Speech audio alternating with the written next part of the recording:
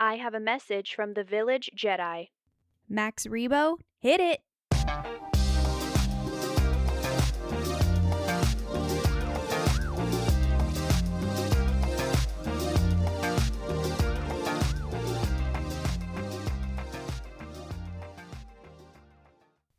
Happy Friday, everybody, and welcome back to the Village Jedi podcast. My name is Marina, and if you are new here, welcome, and if you're not, welcome back. I'm so happy to have you here. I have a lot of exciting things to talk about today, starting with, if you don't know yet already, you don't follow me on social media, that's fine. You can follow me on Instagram or TikTok at the Village Jedi podcast. I was reached out by a fun Star Wars podcast called Explore the Force, and they invited me to come on their show as a guest and talk about unused concepts for Star Wars projects. We went over 3, they interviewed me a little bit, asked me some questions about my show, and all around it just was a really fun time. They reached out to me on TikTok. They said they're just kind of scrolling through and they saw my page and they thought, this girl seems kind of cool. So then they invited me on their show and we had a great time. So if you haven't seen that yet, I encourage you to go check it out. I'll put the link in the show notes. Go follow their YouTube, check out some of their videos. It was just a really good time. And that's one of the things that I'm looking forward to just having my show is getting to connect with other Star Wars podcasts. Because I've been an avid listener, a loyal listener to the ones that I love for so long. But now that I actually have mine, I get to meet other hosts and get to know other shows. And so that has just been so fun already. I'm looking forward to doing different collaborations, and I'm just really grateful all around to be able to have some new opportunities on the horizon. So go check that out. Explore the Force. It was a lot of fun. The next thing I wanted to talk about is, like I said, if you're new here, we discuss a little bit about how to join the village, join the discussion. Send me an email if you want at tvjpod@gmail.com. I'll read it on air and we can talk about it together because, like I said, I'm trying to just build a solid community of people who just want to talk about Star Wars. You know, it's fun, it's entertaining, we all love it. So why not talk about it together? If you want to yap a lot about something, start a podcast, and I wanted to yap about Star Wars. So this is my show, and that's a way that you can get involved. Again, that's tvjpod@gmail.com. Or you can follow my socials, Instagram, TikTok, Facebook, whatever. It's all the same. The Village Jedi, that's me. You're in the right place. So with all that out of the way, I have a lot to yap about, and I'm really looking forward to it. I announced on my socials a couple weeks ago that I was going to be doing this episode, and it's the one that I've been looking forward to all month. I'm not going to lie. It is breaking down some of my favorite Clone Wars arcs, and if you guys aren't familiar with the Clone Wars television series, I encourage you to go check it out. You can watch all the seasons, all the episodes on Disney Plus, as well as the animated movie that you watch before the show starts. I did it backwards. It doesn't really matter, but as long as you're consuming that kind of content, that's all that matters. Like, you're going to enjoy it no matter where you start or when you start. Because the chances are, if you're on my show, you found my show, you're out there listening, obviously I'm happy to have you here, but that also means that maybe you want to consume more Star Wars, and I would encourage anyone who listens to the show, go watch Clone Wars, go check it out. We're going to be talking a lot about it today, this week. This Friday is all about the Clone Wars. So let's go ahead and dive into it, shall we? I think we shall.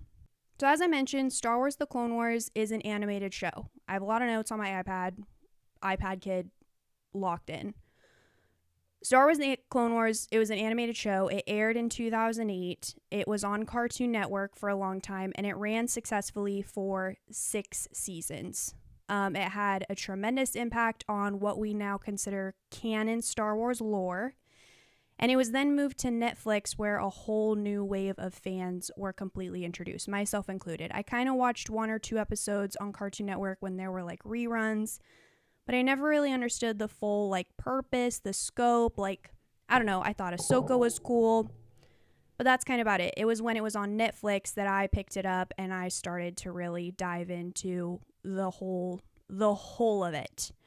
So, after it was moved to Netflix, it got moved to Disney Plus. When Disney Plus started, they bought out Star Wars. So obviously when Disney Plus was launched, they were like, we got to put a bunch of Star Wars stuff, and they started putting money toward future Star Wars projects, which included season 7, which was written, animated, and released in 2020. Fans love this show, myself included, because when it was all out there, all 7 seasons, a completed saga, it brought in new fans, but it also just gave old fans, OG fans, this like wave of nostalgia, right? Like, if you think about it, I was born in 99, so 2008, I was 9 years old when I met Ahsoka Tano.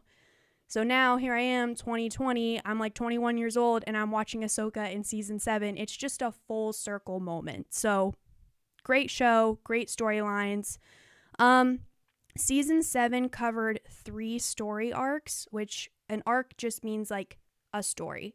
And it can be told over the course of like 2 to 4 episodes typically.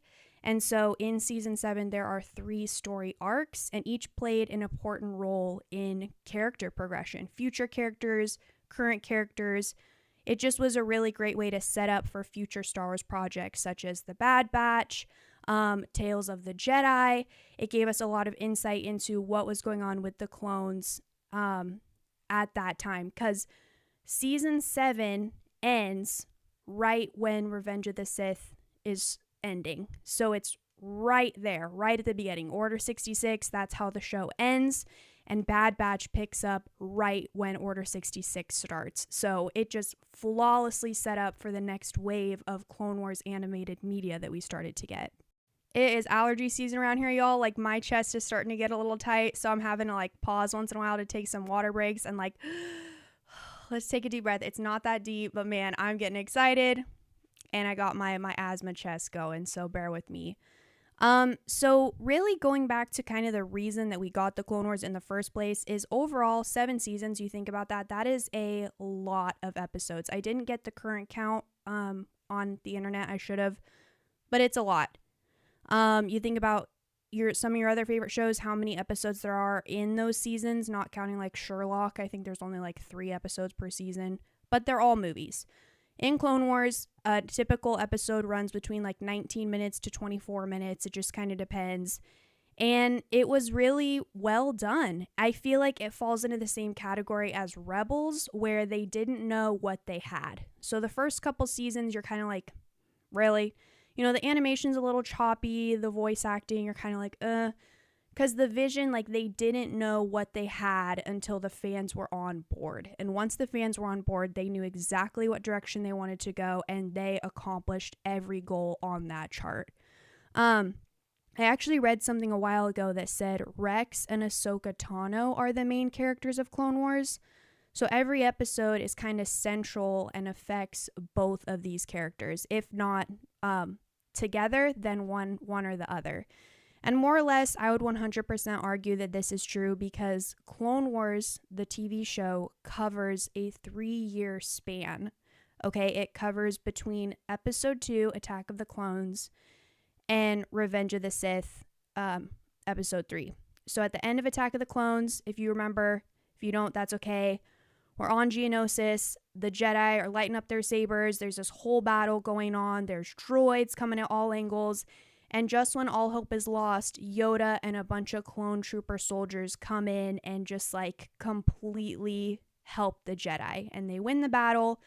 There are a lot of casualties, but if it weren't for the clones, then the Jedi would have totally lost that whole battle against the droids. So let's dive into that a little bit then, because like I said, my show is for people of all journeys, fans of all ages, wherever you are in your time as a Star Wars fan.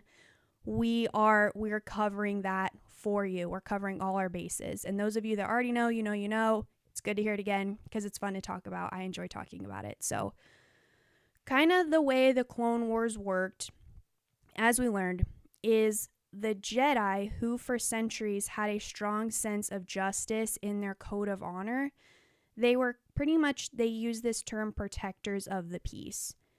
To the rest of the galaxy, they were kind of like glorified police officers with laser swords. They wore like mysterious cloaks. They always traveled in pairs. So their role wasn't super defined in the galaxy, but you knew if a Jedi showed up, like it meant business. Something nefarious was going on, and it was like pretty serious.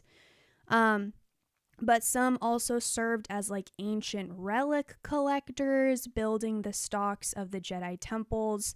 And some were also personal bodyguards to politicians. So there weren't like set rules for what a Jedi was. They all kind of had a different way of going about things in the galaxy.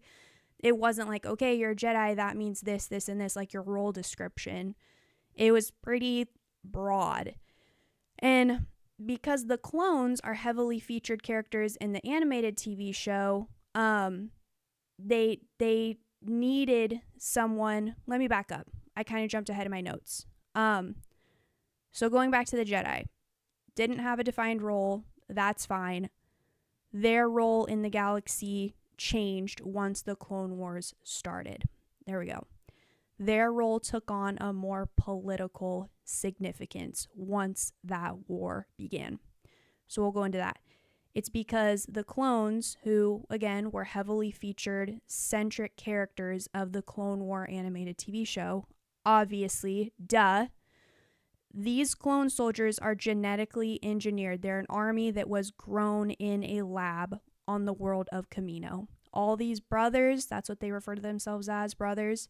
These brothers view Kamino as their homeworld, but it's not what you would imagine. It's not like cozy and little huts and fires. There's no independency.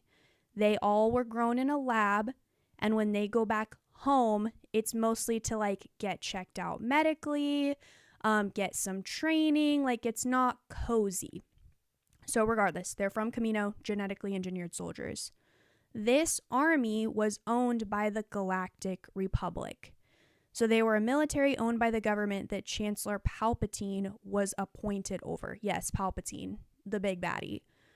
Palpatine and the senators aren't really going to be out on the front lines, so they needed somebody to lead these battles. They needed someone to lead these soldiers. That's where the Jedi stepped in. They made an agreement with the Republic, so now our Jedi serve as military generals for the Republic. They're working together.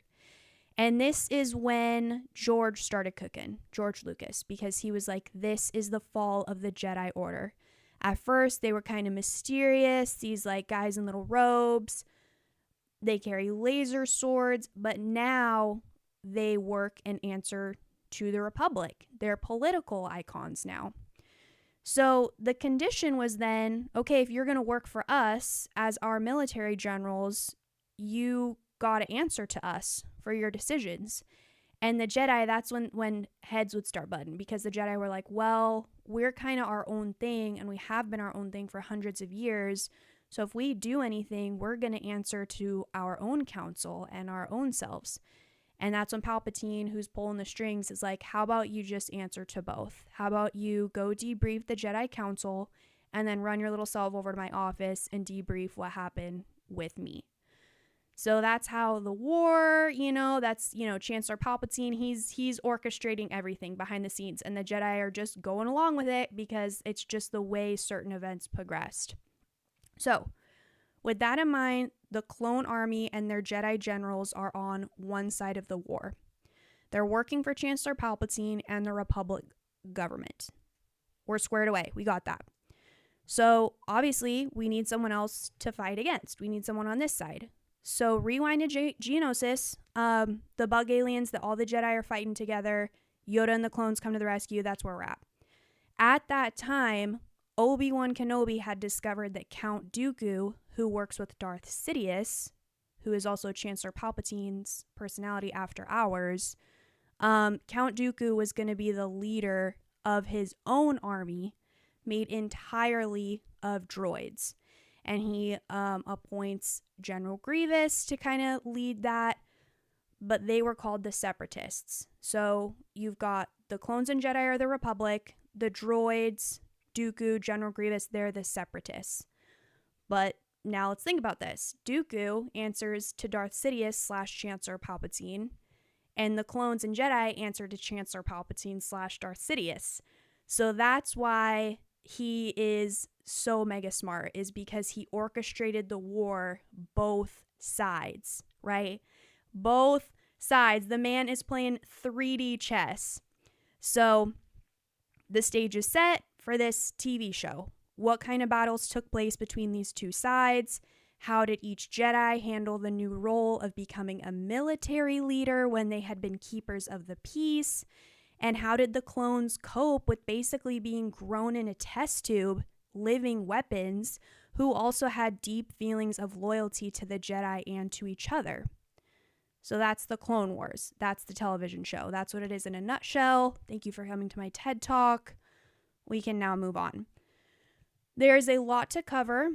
When I was putting these show notes together, I did a lot of this stuff. We're just going to go off the dome from memory, because if I did a serious deep dive, we'd be here all day, which is fine. If you all want that, I'll give you a bonus episode that's like 4 hours long. I'll do it if the people speak. But we're just going to cover kind of the generalities, because there's a lot. 7 whole seasons, 3 years of stories to tell.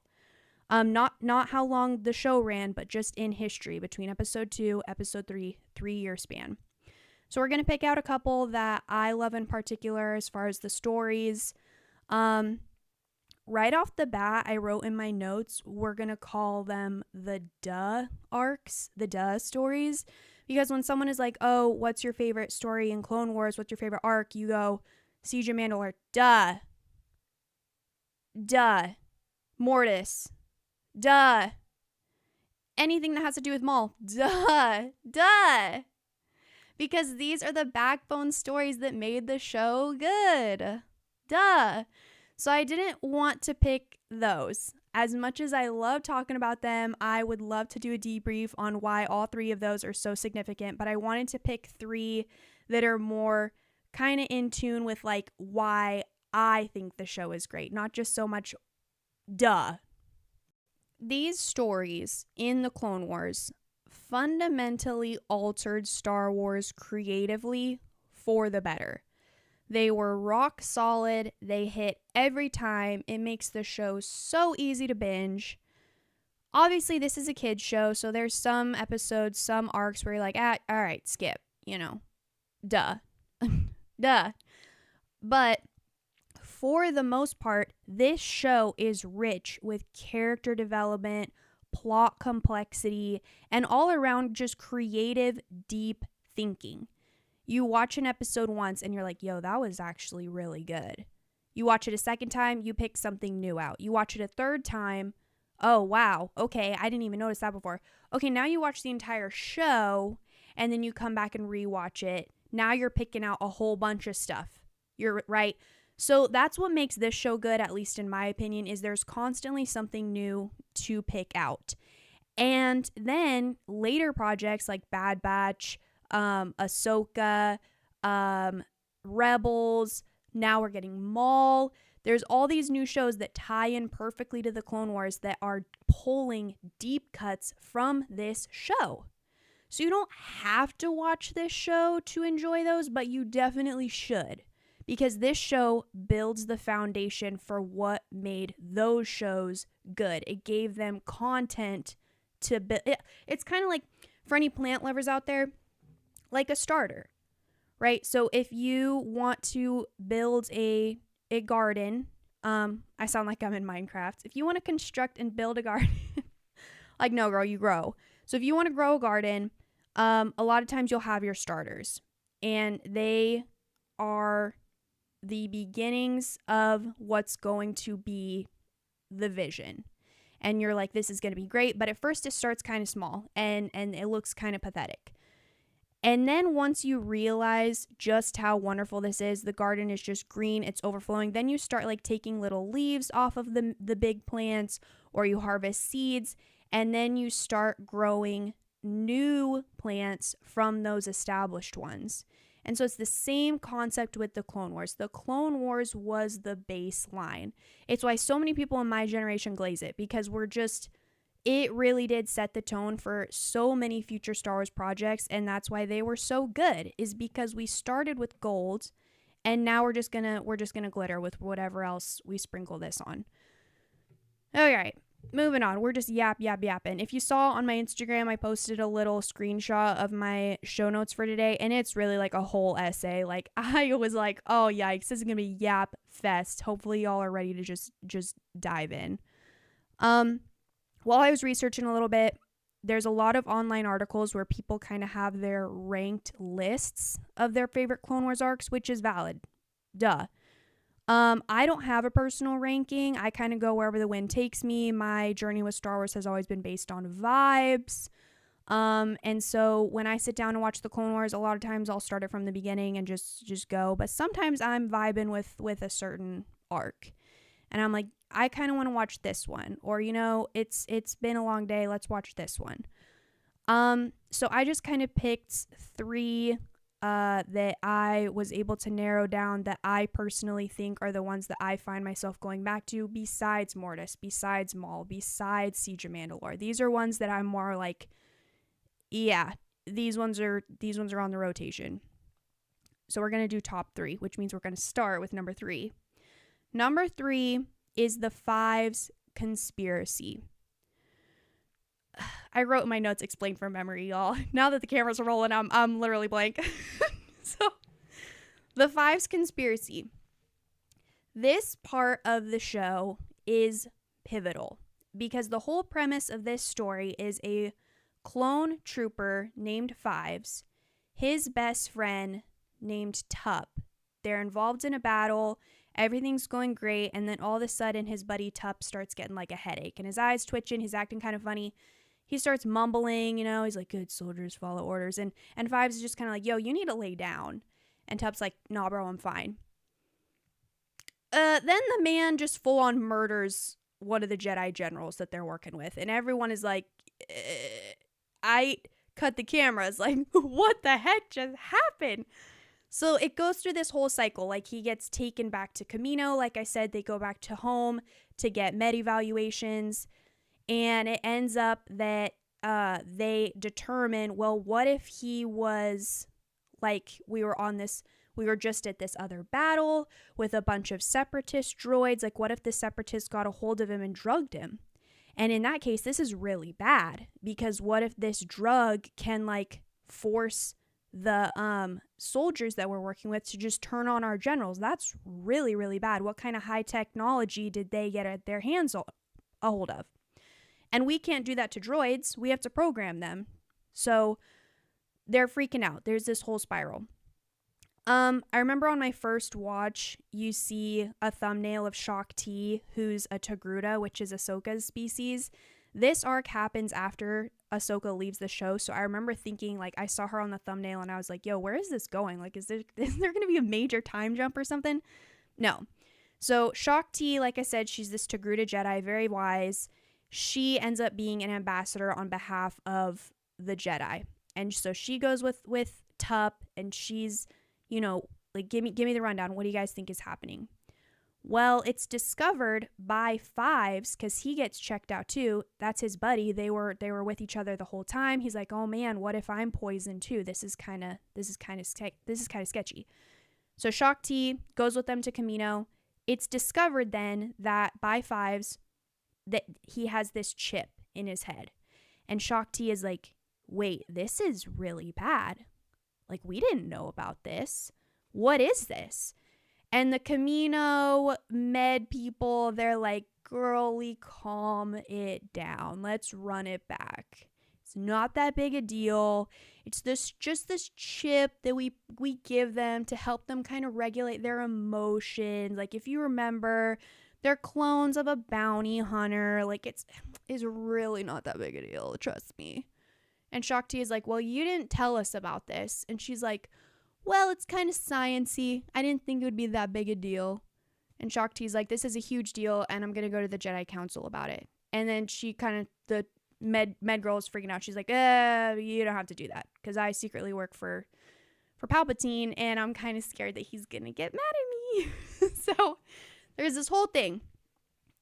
Fives finds out, circle around, Fives ends up finding out that the chip is in every single clone trooper it starts from the very, very beginnings of their growth process, and that it actually is programmed with a, like, basically like a code phrase, like a kill switch. If they flip the switch, say the code, we're going to turn on the Jedi.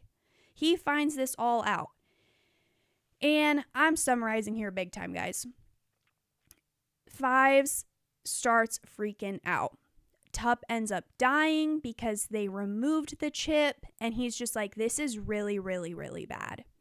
So he tells the med droid that he's working with, who's actually a pretty nice guy. He's like, take the chip out of me. And the med droid's like, bro, if I do that to you, like, what if you die like your friend? And Fives is like, I don't care, bro. Get this out of my head. Like, this needs to go straight to the top. We got to tell my buddy Anakin Skywalker. He's a Jedi general. He'll believe me. Like, we got to take this to the top. This is bad. We do not want to hurt the Jedi. They're our friends. And the med droid's like, aight. So they successfully remove the chip from Fives. He's fine. He survives. The Kaminoan medical girl is freaking out at this point. She's like, what are you doing? What are you doing? Palpatine is literally he's gonna kill me. Like, what is happening? Shaak Ti is like, you shouldn't have done that, Fives. You shouldn't have done that. But, like, I'm low-key glad you did, because this gives me more evidence to talk to the Jedi Council about.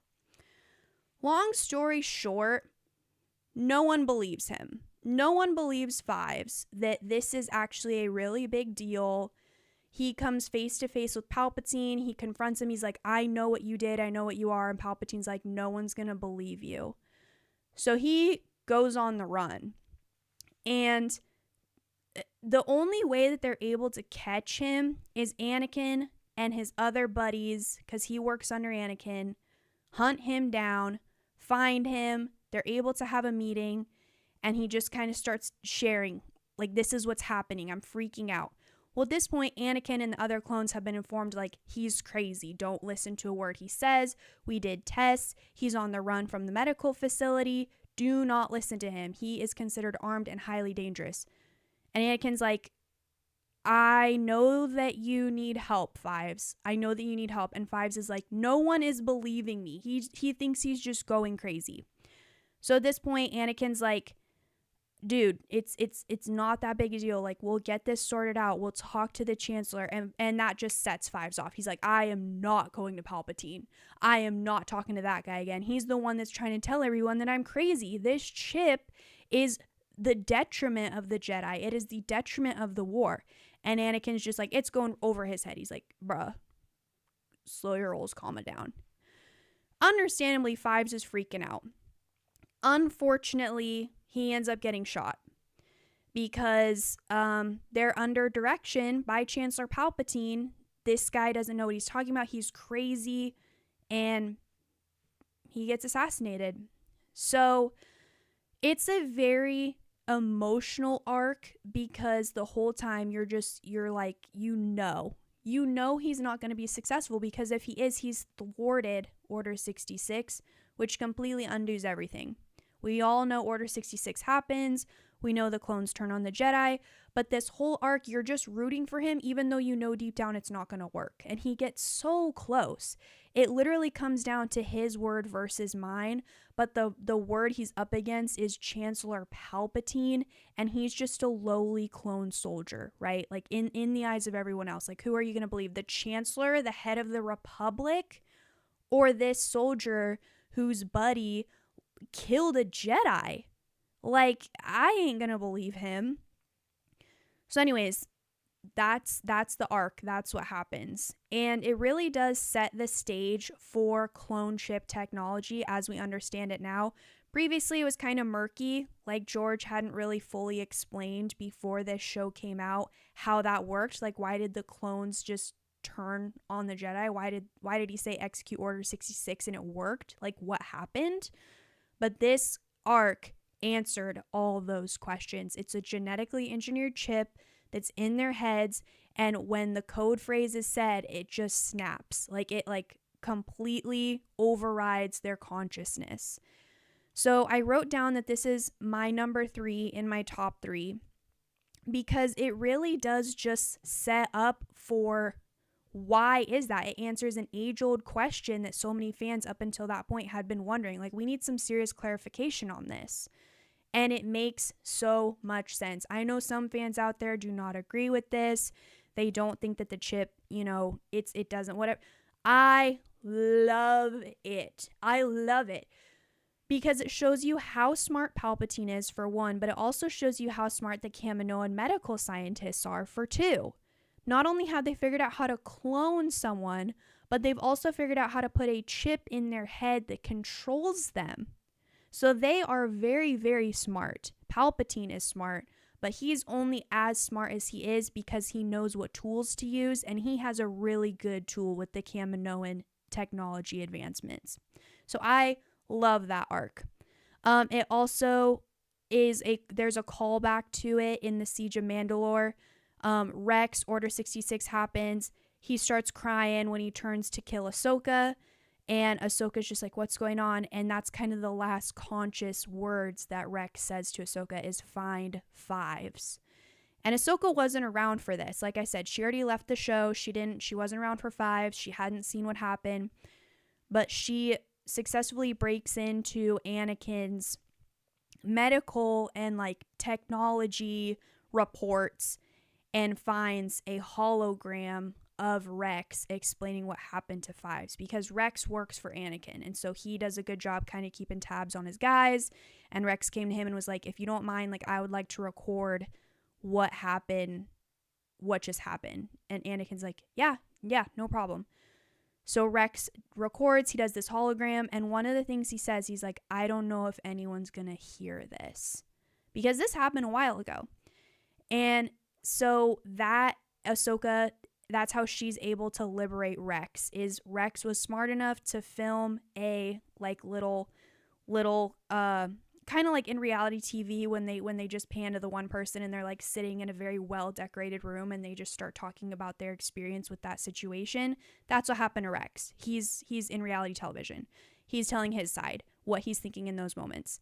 And that information, that critical information, allows Ahsoka to then save him. And then that sets up Rex for his character arc in the Bad Batch, where his whole personal mission is to liberate clones. It's just, and it all started because of Fives, his conspiracy. So that whole arc, that whole storyline is so well done, so well written. It really does add to the complexity of Order 66, how they were able to pull it off. It sets up Rex for some very good like justice missions. Very well done. Very well done. So that's my number 3, is the Fives conspiracy arc.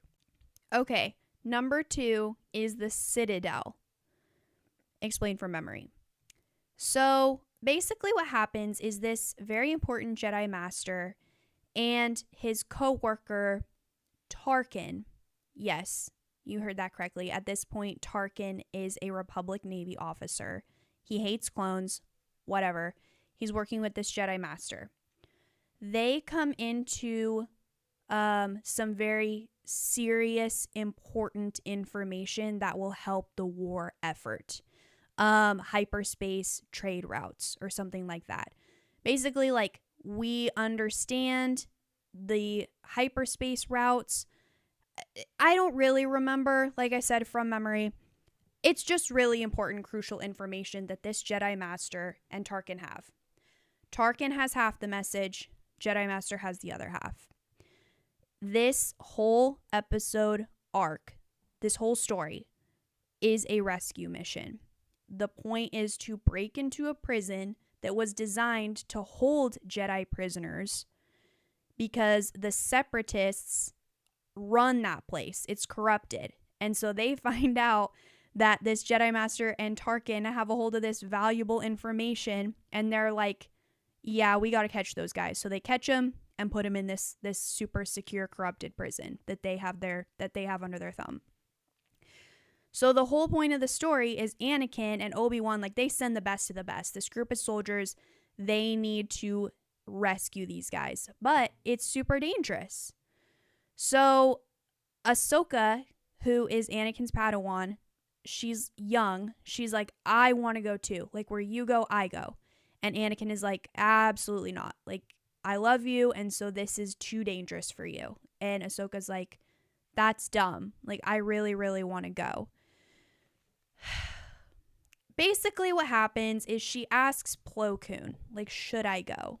And Plo is like, I mean, I'm not going to tell you not to, but I don't really want to hear about this if Anakin gets mad at you. And she's like, so I'm going. In true teenage girl fashion. She's like, I didn't hear a no. I heard what I wanted to hear. So the plan to get into this prison, because they have this system set up where it's very similar to like if you're going shopping and you find this really cute purse, well, you can't just walk out of the store with it because an alarm will start blaring. So they have a similar system designed.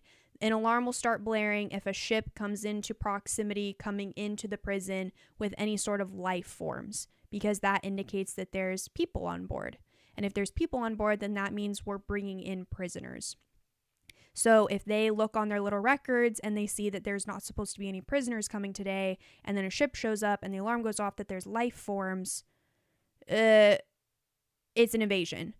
Especially because they know that the Jedi want this guy. They want Tarkin. They want the Jedi because they have this super important war effort secret. So the whole time that the Jedi are trying to scramble and figure out a plan to rescue him, he's getting tortured because the Separatists want this information as well. And he's just like, I will not give it to you. They're torturing him. So it's kind of a time crunch, because if we don't get there in time, the Separatists are going to kill this guy, because we know him, his Jedi honor code. He is not going to give up this information. So their plan to get through the sensors is to be carbon frozen, which, if you know, oh, that sounds kind of familiar. Han Solo was carbon froze. At the end of Empire Strikes Back, you know, Leia's like, I love you. And he's like, I know, which is literally the most red flag cringe thing you can ever say to a woman who says, I love you, by the way, for the first time. So anyways, that's a separate conversation. They're going to carbon freeze themselves so that there is no like life form detections. Their heartbeats aren't going. There's no way to tell that there's living people on this ship. Okay, well then who's going to fly this thing? Well, R2-D2 has reprogrammed some B-1 battle droids. They're like, Roger, Roger, those guys. So they're going to be flying the ship. And in the back, we have some carbon frozen soldiers, clone troopers, and we have some carbon frozen Jedi who are going to bust this guy out of here. Which it's actually kind of a funny moment then, because Obi-Wan and Anakin get carbon froze, and then Ahsoka has this conversation with Plo. She's like, should I go? And he's like, get on that ship, girl. So she gets on the ship, these allergies, man. So she gets on the ship, and after they get through the sensors, they get to the super scary, high secure prison. They successfully get through the sensors. The prison guard is like, what are you doing here? And the droids are like, Roger, Roger, blah, blah, blah. You know, you're a separatist, we're a separatist, we're just coming through. I can't really remember their cover story, but basically it works. They get through, their transport ship gets through, and Obi-Wan and Anakin defrost, and Anakin is like, I think I have carbon frozen sickness because that looks like Ahsoka. And Anakin is like, oh yeah, hey Ahsoka. And Ahsoka's like, hey master. Like, she's like, you know, cracking her neck and like stretching, and Anakin's like, he does a double take. He's like, what are you doing here? And she's like, Master Plo told me to go. And I just imagine, like, if Master Plo was there, Plo Koon would be like, girlie, please. Threw me right under the bus. So she's here now. And Anakin's all mad about it. And Obi-Wan's like, well, she's here now. Which ends up working because they run into a couple slip-ups with the mission that would only work if Ahsoka was there. Like, obviously, it's good that she came. But what ends up happening, they break into the prison successfully. They rescue the Jedi Master. They rescue Tarkin. And this is the first time that Tarkin interacts with Anakin. And surprisingly, they have a couple things in common, which is exciting because later, the next time we see those characters together, he's Darth Vader and Tarkin is kind of a higher up in the Empire in A New Hope. So what goes on then is he's not happy. Tarkin is not happy. He's like, we need to be out of here faster. Like, is there any faster way? He's just not having a good time. And Anakin's like, bro, chill. He doesn't like the clones. He thinks the plan is stupid. He doesn't respect Ahsoka. And actually, what ends up happening is the Jedi Master dies. He gets killed because, first off, he's just been absolutely brutally interrogated.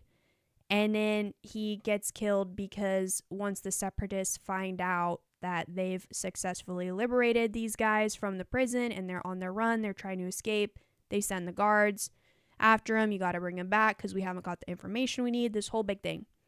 Jedi Master ends up dying, and he gives his half of the important message to Ahsoka. And so Ahsoka meets up with the rest of the crew, and the guys, they're just like, on one hand, I'm super frustrated at you for disobeying, but on the other hand, like, I'm really glad that you got here. They end up escaping after kind of a crazy way of going about, because the Jedi can't just like send in a transport ship to help them. Like, they've got to jump it through these hoops to, you know, not have any sort of like legal repercussions. But regardless, they end up getting rescued, and this is actually where Echo, who is a clone trooper of the 501st Army under Anakin, ends up dying. Who later goes on to be a very key character in the Bad Batch animated series. So anyways, we get back to Coruscant. Ahsoka has her half of the message, and Tarkin has his half of the message. Well, they get back, and Tarkin is like, I told my higher-ups that I was only going to give my half of the message to Palpatine. And Ahsoka's like, well, I told my dead Jedi Master that I was only going to give my half of the message to the Jedi Council. So then they have to figure out, like, okay, what are we going to do? Yet another example of the Jedi Council being in cahoots with the Republic and then wondering what the heck happened. Like, bruh. So that's how that story ends. I wrote down that this is my number 2 because, one, I watch it a lot. I like the dynamic that we see between Obi-Wan and Anakin and Ahsoka, because Obi-Wan is Anakin's master and Anakin is Ahsoka's master. So they're just like 3 of them together. It is always a good time. But I also love the way that this episode is framed, because it really does show how Ahsoka reflects Anakin's teachings.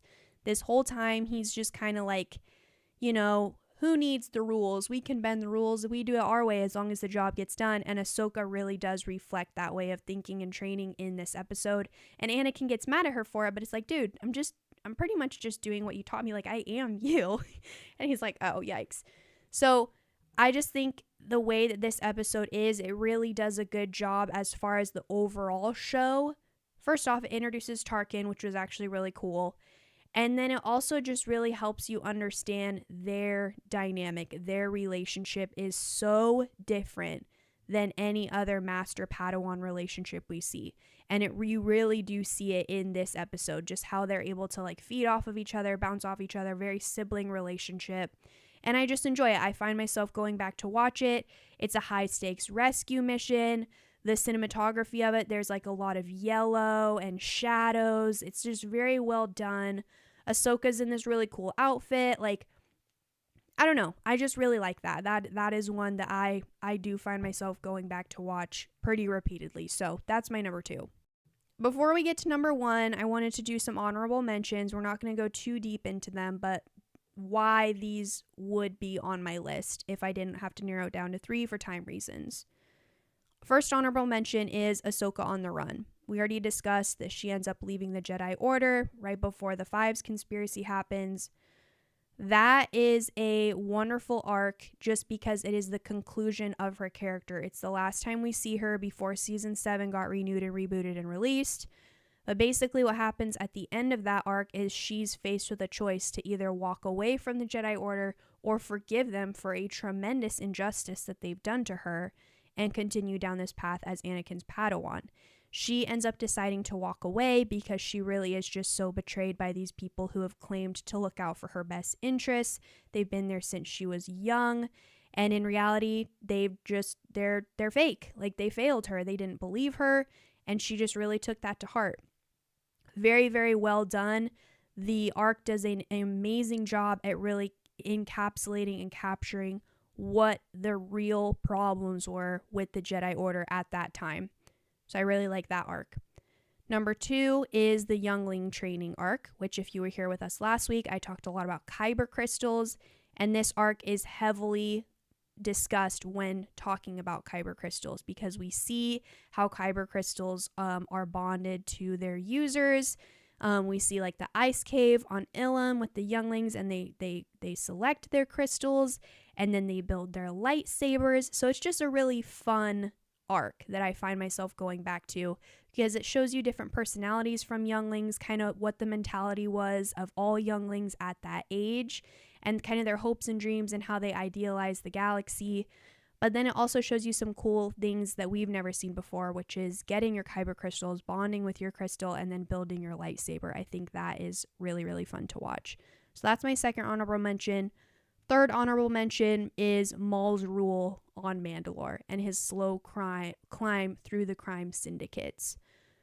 Bringing back Darth Maul was potentially one of the best things that Clone Wars ever did. There's a lot of amazing things they did, but bringing back that character in such a poetic way and then executing it in a way that fans responded to, respected, and continue to be grateful for, executed flawlessly. And so we see his character kind of, his whole MO is revenge, but not on who you think. Like at first he's driven by revenge for Kenobi, but a lot of it is driven toward revenge for Palpatine. Because you think about it, he was completely discarded. And leading up to the Maul Shadow Lord animated series episode premiere on April 6th, I would love to do an episode discussing my final thoughts on the trailer, my takeaway. So we're going to be doing that in 2 weeks. So if you're here in 2 weeks, we'll talk a little bit more about Maul and my thoughts on his upcoming show, because the trailer that just came out last week is really, really good. So I really like that one. Everything they did with his character, everything makes sense. There's not a second that you don't believe that he actually belongs in this narrative. Really, really love everything that they did with him. Okay, number 1 is Yapfest, just so y'all know. My number 1 Clone Wars arc, besides Siege of Mandalore, is the Battle of Umbara. Explain from memory. We've already discussed that the entirety of the Clone Wars show is covering different battles throughout the 3-year span. This battle does such a good job highlighting corruption, clones' morality complex, Jedi role descriptions, how they handled taking up the leadership of being generals in the military. It is beautiful to watch because the majority of the story is captured at nighttime. So you see the blaster bolts, you see the lightsabers, very well done. And it's tragic. There's an ending that happens where the first time you watch it, you don't see it coming, and it's just a gut punch. And then every time after that you watch it, you know it's coming, but it still hits. So it's the Battle of Umbara. Basically, Anakin is in charge of the 501st. That's what his military legion is called. They are known for kind of non-traditional tactics. They like Anakin. They follow Anakin's lead. They do what he says, and a lot of times that's not by the book. So Captain Rex, who is the leader of Anakin's battalion, has done a great job thinking on his feet. He's a critical thinker. So Anakin is engaged in this battle where kind of their whole job is just drive. We've got to get through. We've got to break through this blockade. Like we've got to get through that. There's a lot of droids. There's a lot of battle. Like we just need to put pedal to the metal and just get it done. So they're exhausted. And what ends up happening is Anakin gets called away from the mission. He gets called away from the planet of Umbara, which is where this battle is happening. They're tired, they're exhausted, and now Anakin is like, you expect me to leave? Like, I can't leave my men halfway through a battle. Are you kidding me? And the Jedi are like, don't worry, we're sending in a replacement. Like, basically a sub. You'll be back. We'll get you on the front lines again. But in the meantime, we're going to send General Krell, Pong Krell. He's the same species as Dex from Attack of the Clones. He works at the diner. And so he's kind of like lizardy and tall, and he's got 4 arms. So Anakin is like, I mean, I guess if I have to, I'll go tell the boys. So he tells Rex, gets on his ship, leaves, and then Krell shows up. And this is when it all starts to kind of go down. The boys are already not super happy because Pong Krell his casualty numbers are through the roof. When he leads a battalion, his men are dying. He's coming out of that battle unscathed himself, but the numbers are just not good. They're constantly high. And so what ends up happening is Rex has to break the news to the men that this guy is gonna lead our final push. And they're not happy. They're like, Rex, are you serious? This guy, he's evil. Like, he does not care about us. We are not real people to him. And Rex is like, I know, I'm not happy about it. Anakin's not happy about it, but like, come on. Like, it's just for a little while. We'll just make do. It's not that big a deal. And they're like, whatever. So General Krell shows up. And right away, you can just tell what kind of guy this is. Rex walks up to him. He's like, okay, sir, like, welcome. Here's the battle plan. Like, here's what we're going to be doing. And Krell's like, we'll be doing what I want to do. Thank you very much. And by the way, I'm not going to call you Rex. What's your soldier number? Because they all have CT something. So fives is like CT 5555. Clone trooper. And Rex, he's like CT, whatever his number is. I can't remember. He's like, but I get called Rex. And he's like, no, you get called your number because you are a number. And right away, as a viewer, you're just like, oh, I hate this guy. But it gets worse. It gets so much worse. So he does not respect the clones, does not respect Rex as a captain, even though he has so many good ideas. He's a critical thinker because he's been working with Anakin for so long. He's got good ideas. And Krell is just like, whatever.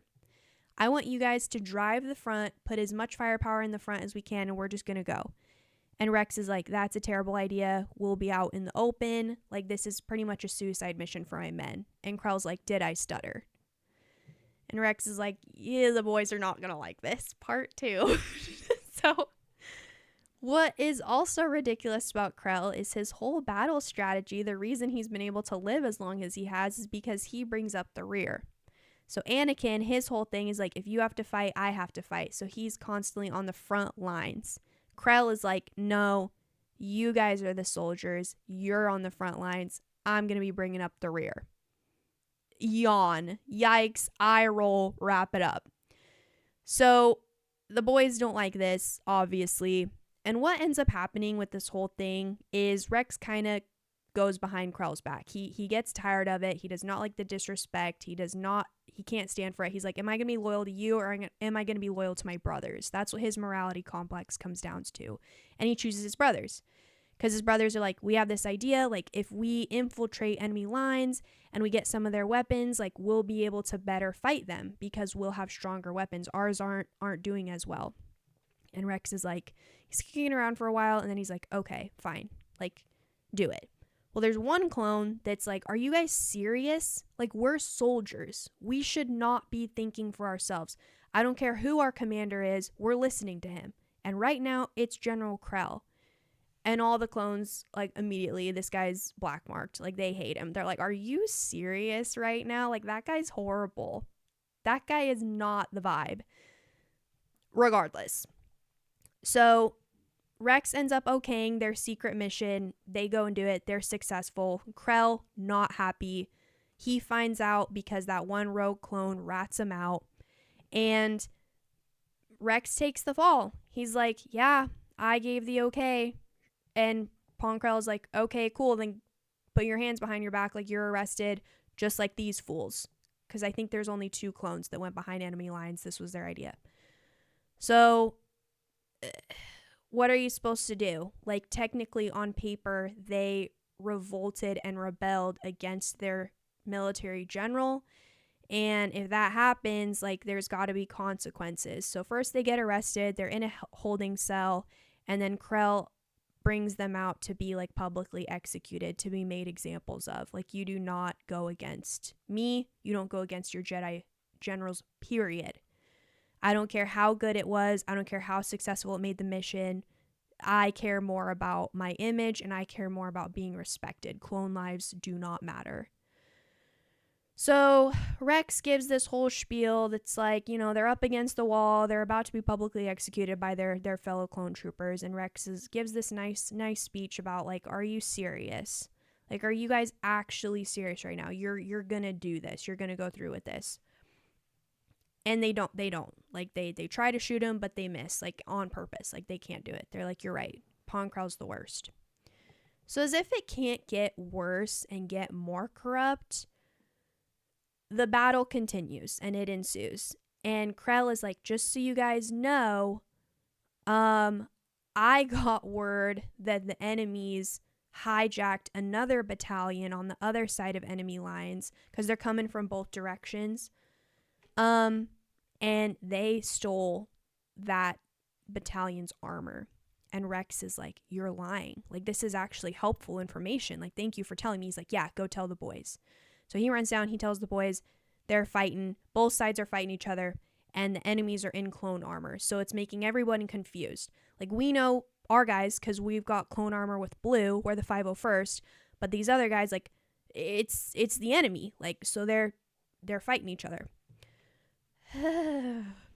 So it ends up where Rex, like, fires, and he sees in his scope, like, one of the helmets is lifted up just enough that you can see, like, the lower half of a face, and his stomach drops. He runs out into the open, he removes the clone trooper helmet, and he sees a clone.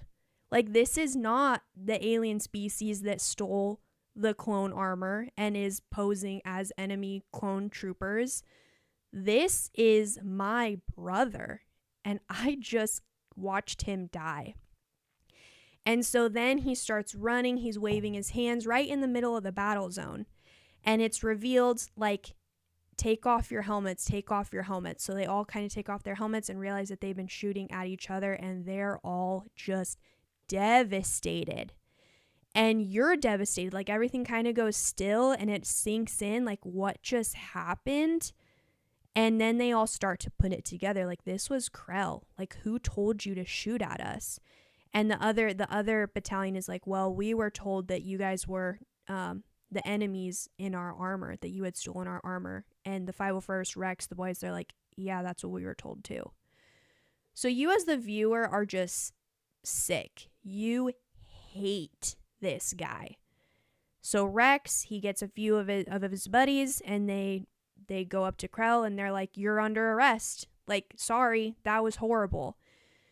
And Krell is like, yeah, good luck. You can't arrest me. I'm stronger than you. I'm bigger than you. I'm more powerful than you. And he kind of flexes on him. Like, he holds out his lightsabers because he's got 4 arms. He's got 4 blades. So, like, yikes, it doesn't end very well. And then while he's kind of going off about how he's way bigger and way stronger, it's revealed that Krell has, like, he had a Force vision. Similar to the one that Dooku had, similar to the one that Maul has, where the fall of the Jedi is imminent.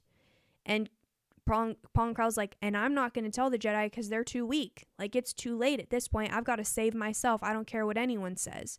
So I'm going to ally myself with Dooku and the Sith, and I'm going to make it out of here.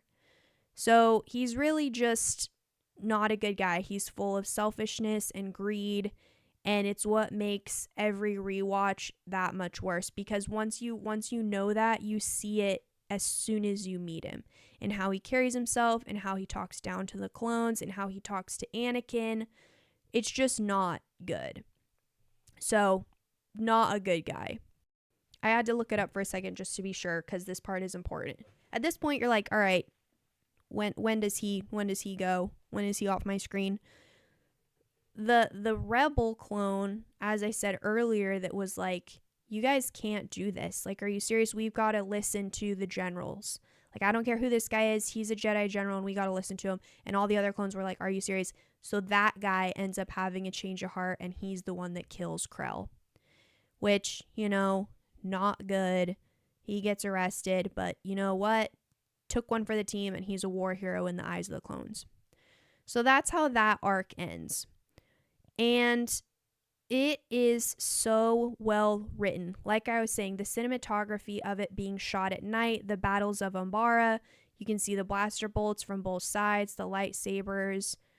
It has that twist. Like I said, with the clone helmets, when they take them off and you realize it's clone versus clone, and Krell was the one that set this whole thing up, just devastating.